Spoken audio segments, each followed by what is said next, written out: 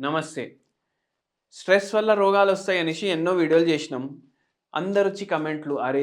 ఏందిరా నువ్వు స్ట్రెస్ వల్ల రోగాలొస్తాయంటావు. అసలు చదువుకున్నావా? యూట్యూబ్‌లో జూసి డాక్టర్ అయినావా? యూట్యూబ్ వీడియోలు జూసి వైద్యునివయినావా?" ఇట్లా మస్తు రాస్తారు. కానీ ఏందంటే text book of medicine open చేసుకొని చూడండి స్ట్రెస్ వల్ల రోగాలు ఎట్లొస్తాయి. ఇవాళ అటువంటిదే ఒక కేస్ డిస్కస్ చేయబోతున్నాం. స్ట్రెస్ వల్ల రోగాలు ఎట్లొస్తాయి? మళ్ళా దాని తర్వాత హోమియోపతి తోటి షుగర్ వ్యాధి ఎట్లా తగ్గింది? అయితే ఏందంటే మీరు ఒక 10 మంది షుగర్ పేషెంట్లని కలిసిర్రనుకోండి. ఆ షుగర్ పేషెంట్లని అడగండి. అరే! మీకు షుగర్ వచ్చే ముందు ఏమైనా టెన్షన్ ఉండేనా? లేకపోతే మోకాలు నొప్పులోళ్ళు ఉంటారు కదా! Osteoarthritis, rheumatoid arthritis, psoriatic arthritis వాళ్ళకడగండి. అరే! మోకాలు నొప్పులు స్టార్ట్ అయినాయి. దాని ముందు ఏమైనా పరేషానీ ఉండేనా? దాంట్లో 10లో 8 మంది అవునని చెప్తారు. అవునా కాదా? ఇప్పుడు మీకేమనిపిస్తది? అరే! స్ట్రెస్ వల్ల రోగాలు రావడానికి ఏంది అనేసి. టెక్స్ట్ బుక్ ఆఫ్ మెడిసిన్ ఉంటది. టెక్స్ట్ బుక్ ఆఫ్ మెడిసిన్‌లో మీరు ఏ క్రానిక్ రోగం ఓపెన్ చేసి చూడండి. అంటే ఇట్లా కళ్ళు మూసుకొని ఇట్లా తిప్పండి పేజ్. ఏదో రోగం ఓపెన్ అయితది. దాంట్లో ఎటియాలజికల్ ఫ్యాక్టర్స్ ఉంటాయి. దాంట్లో చూడండి. స్ట్రెస్ ఈస్ ఎ కాజెక్టివ్ ఫ్యాక్టర్ అనేసి ఉంటది. ఇప్పుడు ఒక పేషెంట్ మన దగ్గరొచ్చి షుగర్ వ్యాధి ఉంది. మోకాలు నొప్పులున్నాయి. షుగర్ వ్యాధితోటి ఏమైందంటే కంట్రోల్ కాలేదు. ఎందుకు? స్ట్రెస్. ఎందుకు స్ట్రెస్ అంటే కొడుకుకి ఐఐటీ సీట్ వస్తదా? రాదా? అనేసి టెన్షన్ ఉండే. ఏముండే టెన్షన్?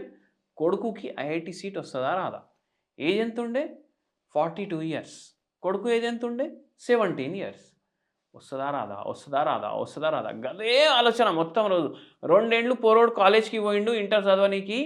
2 ఏండ్లు అంటే 365 ఇంటూ 2 మొత్తం 24 అవర్స్ ఇంటూ 7 ఏంది? వస్తదా? రాదా? వస్తదా? రాదా? వస్తదా? రాదా? అది ఆలోచించి, ఆలోచించి, ఆలోచించి అది టెన్షన్.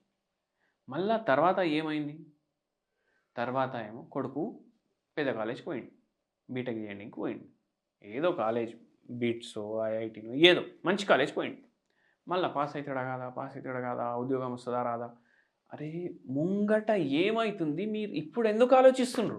అట్లా ఆలోచించి, ఆలోచించి ఆ మేడంకి స్ట్రెస్ వచ్చింది. రోగం వచ్చింది. రోగం వచ్చి అది పెరిగింది.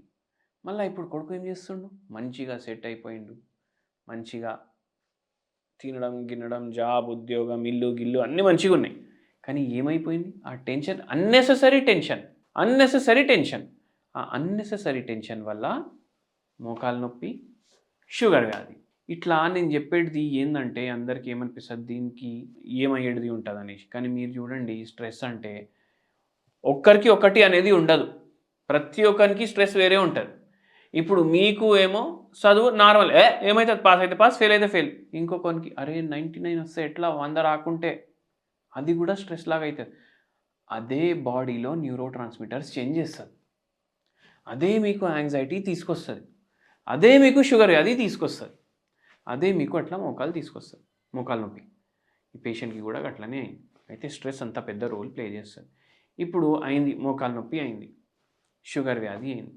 మంచి హోమ్ రెమెడీ చెప్తా అందరూ రాసుకొని పెట్టుకోండి. మల్లెపూలుంటాయి. ఏముంటాయి? మల్లెపూలు. మల్లెపూలు ఒక 10 తీసుకోవాలి. 10 మల్లెపూలు తీసుకోవాలి. 2 బంతి పూలు తీసుకోవాలి. 2 నీళ్ళలో ఏసేయాలి. మంచిగా బాయిల్ చేయాలి. బాయిల్ చేస్తే ఇది ఏం రెడీ అయిపోయింది?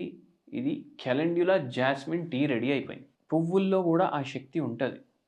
పువ్వుల్లో కూడా మెడిసినల్ ప్రాపర్టీస్ ఉంటాయి. అవి దాంట్లో నీళ్ళ దిగుతాయి. ఫిల్టర్ చేసుకోండి. ఫిల్టర్ చేసుకొని రోజు మార్నింగ్ ఒకసారి తాగండి.